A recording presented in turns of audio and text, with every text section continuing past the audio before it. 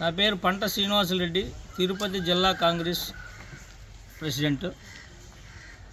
Big TV ప్రేక్షకులందరికీ సంక్రాంతి శుభాకాంక్షలు తెలియజేస్తున్నాను. ఇవాళ కేంద్ర రాష్ట్ర ప్రభుత్వాలు రెండు కూడా పూర్తిగా విఫలమైపోయినాయి. ఇవాళ పేదవారిని ఎవరిని ఆదుకునేటువంటి పరిస్థితి లేదు. ఎస్సీ ఎస్టీలకు రాష్ట్ర ప్రభుత్వం 27 పథకాలు చేసేయడం జరిగింది.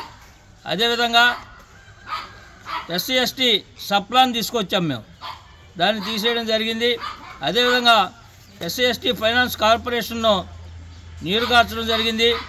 బీసీ ఫైనాన్స్ కార్పొరేషన్ కానివ్వండి, ఇవన్నీ కూడా కార్పొరేషన్లు అన్నీ కూడా ఇవాళ వెనకబడిపోయినాయి.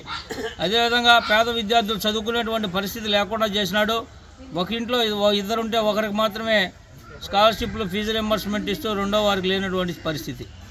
అదేవిధంగా తుఫాను వల్ల నష్టపోయినటువంటి రైతులకు ఆదుకోవడంలో పూర్తిగా విఫలమైపోయింది. ఇవాళ ఆర్బీకేల ద్వారా రైతులకు రావాల్సినటువంటి ఎరువులన్నీ కూడా పక్కదారి మళ్ళీనాయని చెప్పి ఈ సందర్భంగా నేను తెలియజేస్తున్నాను. అదేవిధంగా వాళ్ళకి రావాల్సినటువంటి ఇన్పుట్ సబ్సిడీ కూడా ఇవ్వలేదు. రైతులకు కాంగ్రెస్ ప్రభుత్వం అధికారంలోకి రాబోతుంది.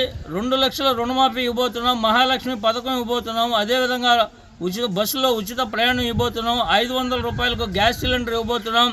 అదేవిధంగా కేంద్ర ప్రభుత్వం కాంగ్రెస్ పార్టీ అధికారంలో ఉన్నప్పుడు ఏదైతే నిర్ణయం తీసుకుందో అవన్నీ కూడా విభజన చట్టంలోని అంశాలన్నీ కూడా పూర్తిగా ఆంధ్రప్రదేశ్కి ఇస్తూ ఉన్నామని చెప్పేసి ఈ సందర్భంగా నేను తెలియజేస్తూ ఉన్నాను. ఈ ప్రాంతంలో వచ్చినటువంటి మన్నవరం బెల్ ఫ్యాక్టరీ కానివ్వండి, దుగరాజపట్నం ఓడరేవు కానివ్వండి, వీటన్నిటిని కూడా పూర్తి చేసి ఈ ప్రాంతంలోని చదువుకున్నటువంటి నిరుద్యోగులందరికీ ఉద్యోగ అవకాశం కల్పిస్తామని చెప్పి ఈ సందర్భంగా నేను తెలియజేసుకుంటూ ఉన్నాను.